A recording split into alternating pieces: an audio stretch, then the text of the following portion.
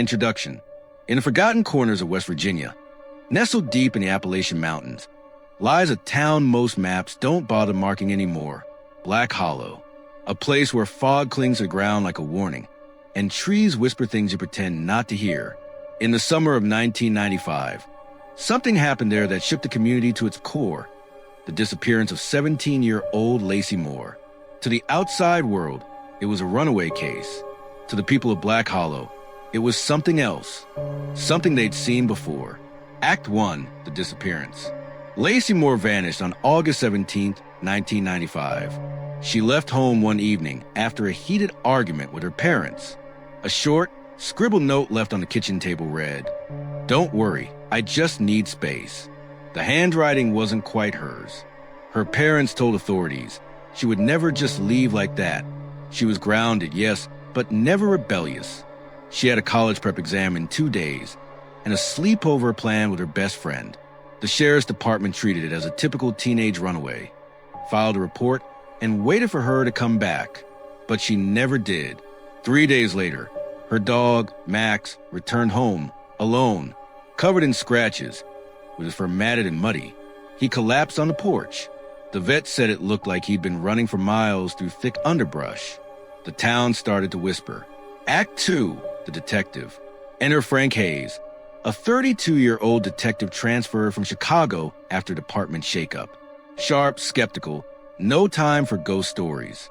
He arrived in Black Hollow just as the whispers began to grow.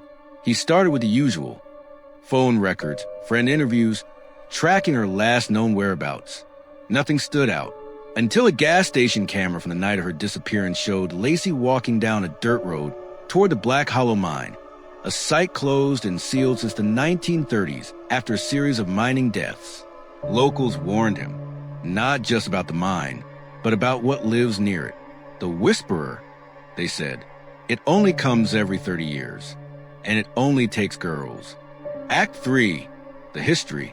Frank dismissed the legends at first, but the deeper he dug, the more disturbing the pattern became. 1895, Martha Green, 16, disappeared. 1925, Eliza Tim, 17, vanished near the mine. 1955, Rebecca Holt, 18, never returned from a summer hike. 1985, Stephanie Dorsey, 16, disappeared walking home. Every 30 years, every girl, all in August, and now 1995. He began to cross-reference the names. A breakthrough came when he found an old black and white photo in the Historical Society's archive, dated 1933. The photo showed a teenage girl standing outside a general store. Her name, written on the back, was Sarah McCauley. She looked exactly like Lacey. Act 4, The Mine. Driven by instinct more than evidence, Frank ventured into the forest alone. The trees grew denser, the air colder, though it was mid-August. He followed what looked like a path, or maybe something pretending to be one. Max's prints still faintly marked the dirt. He reached the mine entrance, sealed by rusted iron and years of neglect. But nearby, he found a cellar door, hidden beneath moss and vines. Inside, candles burned low.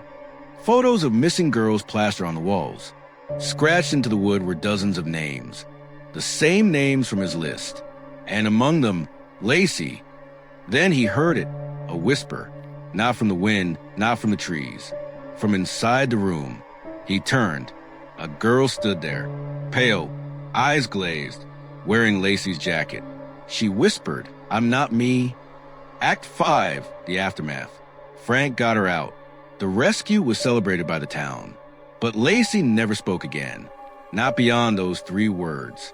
Therapists called it trauma-induced catatonia. But Frank didn't buy it. He'd seen something in that cellar, felt something. The cellar was later burned down in a fire, unexplained. Frank left the force, moved to Oregon, wrote a book 5 years later, Whispers from Black Hollow. It was labeled as fiction. Netflix optioned the rights in 2025. But back in Black Hollow on August 17, 2025, a girl named Emily Jessup walked into the woods. She hasn't come back. Act 6, The Tapes. In 2026, a group of paranormal investigators visited the site. They recovered a half-melted microcassette recorder from the ruins of the cellar. It contained only static for the first 3 minutes. Then, a girl's voice humming an old lullaby, one that matched the lyrics of a 19th century mining folk song about lost souls underground. The tape abruptly ends with what sounds like whispering, layered, overlapping voices repeating the name Lacey 12 times. Act 7, The Loop. A retired professor of Appalachian folklore, Dr. Cora Langley, published a paper in 2028 claiming the events follow a pattern akin to an ancient cyclical ritual, one she called a binding echo. She argued that every 30 years, the forest reclaims a piece of time to replace a missing soul. She died that same year from a heart attack.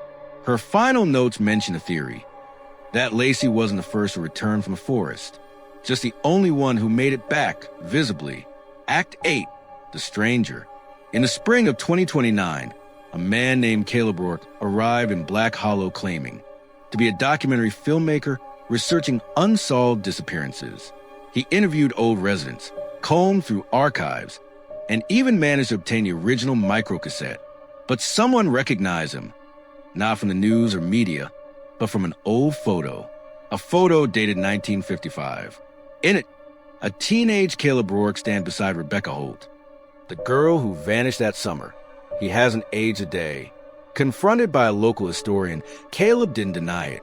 He simply said, "Some of us come back different. Some of us don't come back at all." He vanished that night. His footage recovered from his hotel room, but in the final frame, there's a reflection in the mirror, not of Caleb, but of Lacey, staring, smiling. Act 9, The Echoes in Time. Caleb Rourke's arrival in Black Hollow wasn't accidental. He revealed to a trusted local librarian, Mae Jenkins, that he'd been trapped in the town's mysterious time loop for decades. Each disappearance was part of an endless cycle, a binding echo where certain souls are drawn back, forced to relive their final moments in different forms. Caleb confessed, every 30 years, the forest reclaims what it lost, but it doesn't just take, it rewinds. He explained how he first vanished in 1955, pulled into the shadow of the mine during Rebecca Holt's disappearance. Instead of fading away, he was caught between moments, neither alive nor dead, an echo trapped outside time. Each return, he aged not a day, forced to witness history repeat itself. He was searching for a way to break the cycle. Act 10, The Lost Souls Truce. Mae and Caleb discovered ancient writings hidden beneath the town's library, journals of early settlers and miners who had faced curse. The writings spoke of a pact made long ago between the miners and a spirit they called a whisperer, to protect the land but at a terrible price. Every 30 years, the spirit demanded a soul. The journals also mention a ritual, a truce, that could be performed to end the curse by offering the whisperer a willing soul. But no one dared do it. Caleb and Mae debated who could offer themselves. Could it be Caleb, trapped for decades? Or perhaps Emily Jessup, who walked into the woods in 2025? Act 11, The Final Choice. As August 17th, 2029 approached, strange phenomena intensified. Time seemed to bend in Black Hollow.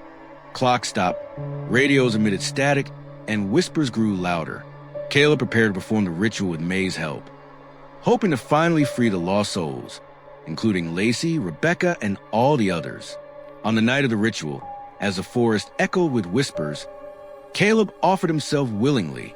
The whisperer accepted, a shadowy figure emerging from the trees. In a blinding flash, Caleb disappeared. Act 12, The New Whisperer. The next morning, Mae found the town eerily quiet. Caleb was gone, but the whispers had not ceased. The townsfolk began to notice something strange. A new presence lurking at the forest's edge. A figure watching from the shadows, eyes glowing faintly. The cycle had ended for Caleb, but the forest claimed a new guardian, a new whisperer. And somewhere deep in the woods, a faint voice called out, "I'm not me." Act 13, The Shadows Speak. Months after Caleb Rourke's disappearance, Mae began to feel that something had changed in the forest. She started hearing voices whispering her name. One evening, following the whispers, she stumbled upon an old abandoned cabin, where she found diaries left by those who had vanished before.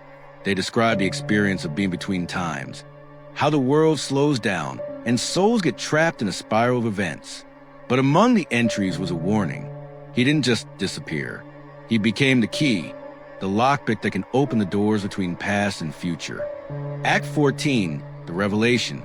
May decides to seek out a local shaman, an old man named Thomas Walker, the last keeper of ancient traditions. Thomas explained that the Whisperer was not merely a spirit, but a manifestation of the collective memory of the land, living within layers of time. He said, every missing soul is not just a victim, but a part of an endless cycle, a puzzle piece keeping the world in balance. The mystery of Caleb was that despite his age, he confused his role and became both the key and the trap. Act 15, the Time Breaker. May discovered that Caleb had left behind an artifact, an old clock with strange symbols he called a Time Breaker. This artifact held the power to disrupt the time loops, but could only be activated by one who is free of fear. She decided to try, knowing it might become her own sacrifice. Act 16, the final confrontation. On the day of the repeated disappearance, August 17th, 2030, May entered the forest with the clock. She activated it near the mine. Time began to rewind and jump forward, events overlapping. In the time vortex, she encountered visions of Lacey, Caleb, and even the girls from the past. They whispered, calling her to help break the cycle. In the final moment, she realized to break the loop, she had to not only free the souls, but also accept their pain. Her sacrifice was the key to peace. Act 17, a new dawn. Light broke through the darkness. Time slowed and then stopped. The spirits found peace. The whispering ceased. May vanished. She became part of the legend, now promising the end of the cycle. Black Hollow changed.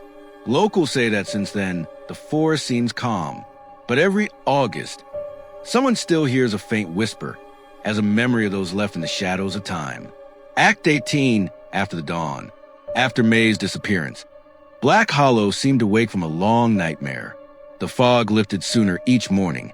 Animals returned to the forest edges, and the oppressive silence that once blanketed the town was replaced by a tentative peace. But not everyone believed the cycle was truly broken. Some locals whispered that May had become a new kind of guardian, one who watches over the boundary between time and reality. Act 19, the unseen watcher. Strange phenomena persisted. Shadows flickering in peripheral vision, fleeting reflections that vanished when looked at directly, and whispers only a few could hear. One of these was Jonah Crane, a young journalist who arrived in Black Hollow eager to investigate the legend. His research led him to discover old symbols carved into trees and rocks, symbols matching those on Caleb's time breaker. Jonah began to feel watched, as if something unseen followed his every move. Act 20, the invitation. One night, Jonah found a message carved into the bark of an ancient oak. The cycle may have ended, but the story never truly ends. Come to the edge of the forest when the moon is full. Curiosity and a strained compulsion drove Jonah to obey. At the forest's edge, under the pale moonlight, he met a figure, translucent, glowing faintly. It was May. She spoke softly. I am the watcher now. The balance must be kept, or the shadows will return. She handed Jonah the time breaker, now silent but humming with potential. Act 21, a new legacy. May's final words echoed in Jonah's mind. Your time has come to choose, to protect or to succumb. The loop is broken, but the threads remain tangled. Jonah understood his life would be forever changed. Black Hollow's story was no longer just history. It was a living mystery, a legacy of whispers and shadows he was now a part of. Epilogue. As the camera pans away from Black Hollow, the forest breathes softly in the twilight. Somewhere deep within, the faintest whisper rises on the wind. I'm still here. Act 22. The return of the Whisperer. Months passed, and Jonah Crane began to notice unsettling changes in himself. Vivid dreams where he relived moments from Black Hollow's past disappearances, voices calling his name from the shadows, an irresistible pull toward the sealed mine. One evening, drawn by these visions, Jonah returned to the mine entrance. The rusted gate creaked open as if welcoming him. Inside, he found a new carving on the wall, a symbol unfamiliar to him but pulsing with ancient energy. Suddenly, the air grew cold and a soft whisper echoed. You cannot run from what you are. Act 23, The Chosen Guardian. Jonah realized that by accepting the Timebreaker, he had become the next link in the chain, not just a watcher, but the new Whisperer's vessel. The forest spirit was not an enemy, but a force of balance, requiring a guardian to mediate between the living and the echoes of the past. Struggling against his destiny, Jonah fought to maintain his humanity, while fulfilling the role fate had thrust upon him. Act 24, A Shattered Reality. As the boundaries between past and present thinned, Black Hollow became a place where time folded onto itself. Ghostly figures appeared and vanished, objects flickered in and out of existence, and the townsfolk grappled with eerie déjà vu. Jonah's presence intensified these effects, and the town teetered on the edge of a fracture in reality. He sought help from May's old allies in the ancient lore, hoping to find a way to sever the bond without sacrificing himself. Act 25, The Sacrifice. In a climactic confrontation within the mind's depths, Jonah faced the Whisperer's true form, a shifting shadow embodying the collective pain of the lost souls. To save Black Hollow, Jonah performed a ritual that bound his soul with the Whisperer's, transforming into a timeless guardian spirit. His last words to the town were, "I am the voice in the wind, the echo in the trees. I am here to keep the balance." Epilogue 2, The Legacy continues. Though Jonah vanished from the physical world, his presence lingered. The forest whispered his name, and on quiet nights, the townsfolk swear they see a faint glow near the mine, a guardian watching silently. Black Hollow was no longer just a place of loss. It was a testament to sacrifice, balance, and the eternal dance between time and memory. Act 26, The Twin Shadows. In the following year, twins Amelia and Rowan Gray moved to Black Hollow with their family, unaware of the town's legends. But the forest recognized them. They began having shared dreams, visions of the girl who spoke in reverse, asking for help from beyond time. One night, Amelia disappeared for 3 hours. When she returned, she had no memory of where she'd been, but her clothes were covered in ash, and she whispered, "Rowan is not me." Act 27, The Glass House Map. Hidden inside the ruins of an abandoned greenhouse, Rowan discovered a pane of glass etched with a constellation not seen in any sky. Locals called it the Forgotten Compass. The glass reacted to moonlight, revealing a moving map, one that pointed to shifting places deep in the forest where time folded in on itself. Act 28, The Forgotten Chamber. Following the glass map, the twins and a local boy named Eli uncovered a buried room beneath the original Black Hollow Chapel.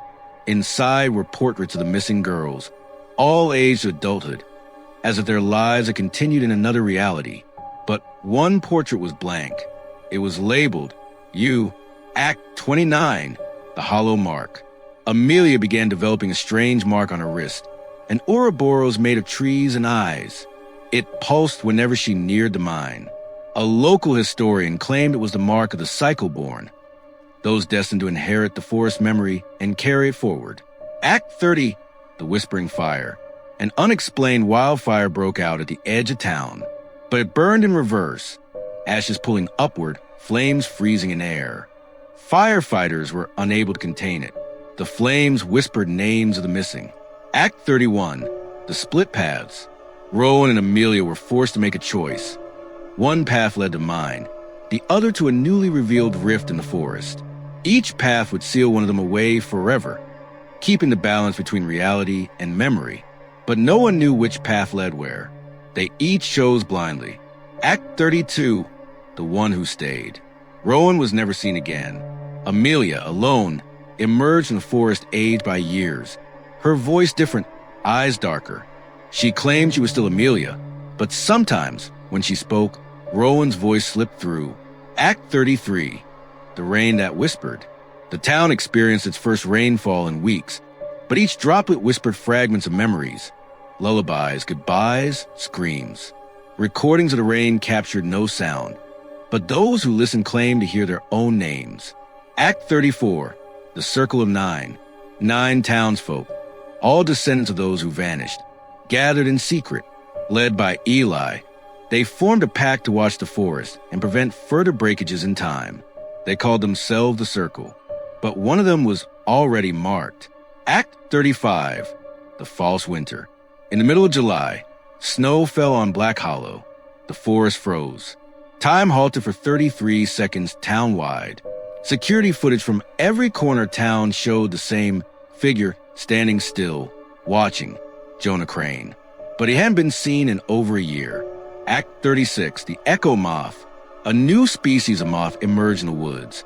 Pitch black with translucent wings. They gathered around anything related to the disappearances. Locals claim when one landed on you, it showed you a memory that wasn't yours. Some went mad. Others went missing. Act 37, The Clockmaker's Code. A reclusive clockmaker named Margot Finch revealed she'd been working on deciphering the time breakers' markings her entire life. She unlocked a final dial. It revealed a countdown to August 17th, 2055. Act 38, The Second Whisperer. May returned, partially. Her form flickered, unable to hold shape. She warned that Jonah was no longer alone. Another whisperer had risen, and it wasn't human. Act 39, The Waking Roots. Tree roots began surfacing throughout town, breaking through pavement and buildings. They pulsed faintly like veins. One child, digging near the roots, found a buried typewriter still typing. Pages from the future. Act 40, The Inheritors. The forest no longer waited 30 years. The cycle had fractured. Time began unraveling. Children born after 2030 started drawing symbols they'd never seen and speaking words in forgotten tongues. Black Hollow had entered a new phase, not haunted by the past, but rewritten by it. Act 41, The Inverted Mirror. A strange mirror was discovered in the town's antique shop basement. When looked into, it didn't reflect the viewer. It showed a version of them older, sometimes younger, sometimes in pain. When Rowan's mother looked into it, she saw both her children standing behind her, but only one was breathing. Act 42, The Signal at Midnight. Radio towers around Black Hollow began transmitting a signal exactly at midnight. No known station matched the frequency. The signal contained a voice reading coordinates and the names of people who had yet to go missing. Act 43, The Doppelgangers. Several townsfolk reported seeing doubles of themselves. These doppelgangers spoke in old dialects, reacted slowly, and vanished when followed. One left behind a note. You left me there. Act 44, The Red Moon Night. During a rare lunar eclipse, the moon turned a deep crimson. On that night, everyone in town dreamed the same dream, walking backward through time into a version of Black Hollow where no one had ever left and no one could. Act 45, The Missing Sky. For 12 minutes one afternoon, the sky above Black Hollow turned pitch black. No stars, no sun, just void. Clock stopped. Electronics failed. People stood frozen. Only one child moved freely. When asked what she saw, she replied, everything. Act 46, The Eternal Train. An abandoned railway line through the forest began emitting sounds of a moving train. Witnesses described seeing a ghostly locomotive filled with pale passengers, all wearing 1930s clothing. It only appeared in photographs. Act 47, The Grave That Breathed. At the edge of the town's cemetery, a grave with no headstone began shifting, rising and falling as if breathing. Attempts to exhume it failed. Soil would refill instantly. Act 48, The Seventh Hour. A strange phenomenon occurred where every clock in town paused at 7 a.m. for exactly 77 seconds. During that time, people reported intense deja vu, voices calling from underground, and overwhelming sadness. Act 49, The Hollow Children. 3 children disappeared while playing near the ruins of the church. They returned days later unharmed, but their eyes had turned pale gray, and they spoke a language no one could identify. They remembered nothing, but hummed the tune of the Whisperer's lullaby. Act 50, The Astral Fog. A fog rolled and that couldn't be dispersed. Within it, travelers experienced visions of their future deaths, conversations with lost loved ones, and in some cases, alternate timelines. Some never emerged. Act 51, The Black Veil Archive. The town library revealed a hidden basement, the Black Veil Archive. Inside were files on every missing person from Black Hollow's history. Some files were dated 30 years into the future, listing people who hadn't vanished yet. Act 52, the teeth in the trees. Trees surrounding the mine began growing human teeth embedded in their bark. Biologists and law enforcement were baffled. Some teeth were identified through DNA as belonging to the missing. Act 53, the thin manuscript. A book with no author appeared in the bookstore, titled The Hollow Will Inherit. It described in detail every event from Black Hollow's past, present, and near future. The last page was blank, with only one word at the bottom: you. Act 54, the Door of Ash. A doorway formed within the mine, completely made of ash. It could be walked through, but those who entered never returned. One camera sent inside went dark after 3 minutes of footage showing a landscape of floating islands and whispering skies. Act 55, the Rift Year. Time fractured across town for a full year. People relived days out of order. Events from 1975 bled into present day. A man who died in 1982 was seen ordering coffee at a diner. Nobody questioned it. Act 56, the Oracle of Roots. A giant tree in the forest cracked open during a storm. Inside stood a humanoid figure made of vines and bark. It spoke only once. Balance is slipping. Another must take root. Then it crumbled to dust. Act 57, the Chamber of Glass. Deep under the town's abandoned mill, a room made entirely of glass was discovered. Reflections in the room showed not your face, but your guilt. Some townsfolk who entered never spoke again. Act 58, the Final Coordinate. Eli decoded the last transmission from the midnight signal. It pointed to an unmarked cave at the edge of the valley. Inside, a stone circle, and in its center, a beating heart suspended in midair. It pulsed in time with the clockmaker's countdown. Act 59, the Return of the Echo. One voice returned, Jonah. But now, his voice could be heard on every frequency. Every reflection, every dream. He wasn't calling for help. He was calling someone else through. Act 60, the Edge of Ending. The time breaker began vibrating. The countdown neared zero. And every window in Black Hollow fog was single word: begin. Act 61, the 0 hour. The final tick of the countdown arrived. At precisely 12 a.m. on August 17th, 2055, Black Hollow fell silent. The wind stopped. In every home, clock shattered. The heartbeat inside the stone circle stopped pulsing. And then the sky split. A massive rift opened above the forest, stretching into what looked like space but twisted with impossible angles and glimmers of other worlds. From the rift came a sound, a layered, choral whisper that wasn't heard with the ears but inside the mind. It was calling everyone by name. Act 62, the folding. Time collapsed. Within seconds, Black Hollow existed in multiple timelines simultaneously. People saw other versions of themselves walking down the same streets. Past versions of buildings flickered in and out of view. The dead walked alongside the living. May appeared briefly in the center of town square, age calm and glowing with light. "This is the end," she whispered, "or the beginning of the next echo." Act 63, the last watcher.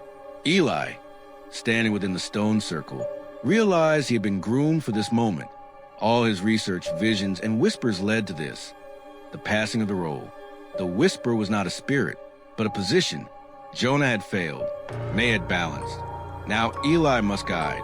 The forest wrapped around him like roots, lifting him into the air. He screamed, but it was not a cry of pain. It was a sound of knowing. He had become the memory of Black Hollow. Act 64, the archive awakens. The Black Veil archive, long dormant, burst open. Pages lifted into the air and hovered like birds. The future was being rewritten in real time. Townsfolk watched their own names fade from files. In their place, new names appeared, those not yet born, those who would inherit the cycle. One page glowed with golden ink. It read, "First was a forest, then came time, last is choice." Act 65, the lullaby fracture. The Hollow children return again, but this time older and with full memories. They sang a lullaby that echoed across the town. With each note, a piece of the town cracked. Roads, buildings, even sky. The melody was a map. May had hidden the exit inside a song. Act 66. The reverse storm. Rain fell upward. Lightning flickered in reverse. Trees unburned themselves. People watched time rewinding across the forest, but only to a point. They stood at the edge of a moment that could not be reversed. The first vanishing. Rebecca Holt. And someone now stood in her place. Act 67. The girl who never was. A girl appeared at the edge of the mine. No one remembered her name, but everyone felt as if they had always known her. She wore a dress of woven fog and whispered one sentence. I am the one who never left. She walked into the forest, and the trees bowed. Act 68, the Exodus Code. Margot Finch's final mechanism clicked into place. A series of coordinates projected across the town sky. It revealed a way out, not just a black hollow, but the loop itself. But only 9 people could go. Those chosen were not based on worthiness, but on memory. Only those who remembered the first whisper could leave. The others would remain, to keep remembering. Act 69, the new route. At the center of the forest, where the mine had once stood, a new tree erupted from the earth, taller than the town's tallest building. Its bark shimmered like glass, and inside its trunk was a preserved form of Eli, eyes closed, smiling, guarding. Act 70, the hollow silence. And then one day, the whisper stopped. The rift sealed. The forest grew still. Black Hollow was no longer haunted. It was sacred. A sign outside the town reads, You are entering the place where time once broke. Please remember kindly. The end.